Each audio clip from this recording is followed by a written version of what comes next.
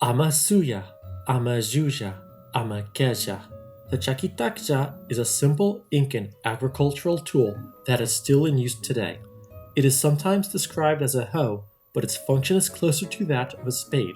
A Chakitaqlla has three main parts: a sharp end made of fire-hardened wood, a footrest for pressing down on, and a handle or curvature at the top.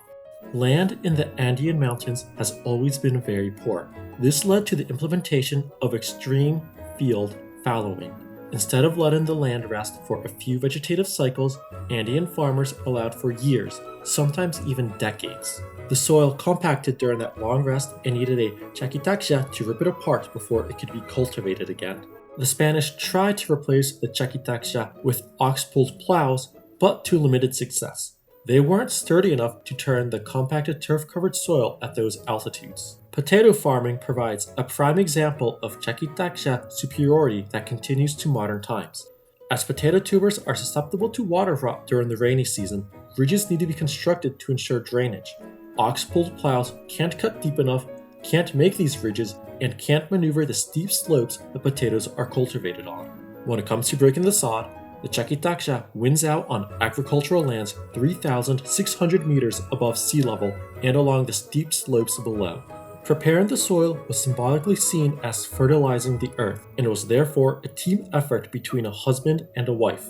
Depending on the terrain, a different Chakitaqlla might have been used if available. A straight Chakitaqlla, or taqlla, was often used to break ground on sloping land, while a curved Chakitaqlla, or an uiri, was preferred for digging up hard earth on relatively flat or moderately sloping land. While the man's role was to use a Chakitaqlla, what the woman did changed depending on the task at hand. If the goal was to till the land, she was responsible for adjusting the soil after it was lifted. These clumps of dirt would be smashed up with a wakdana at a later date. If the goal was to make holes for planting, she sowed the seeds. The Chakitaqlla continues to survive till this day for a few reasons. One of them is their flexibility. They can be used not just for field work, but for extracting blocks of turf and for digging up both foundation holes and irrigation ditches. Pickaxes and shovels might be better suited to those tasks, but that's it. They cannot match the functionality of a Chakitaqlla. They are also expensive.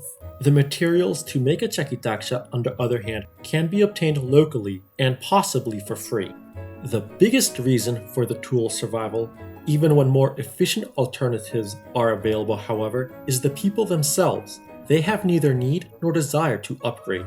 Using a Chakitaqlla is a deeply rooted tradition, one they are unwilling to break away from.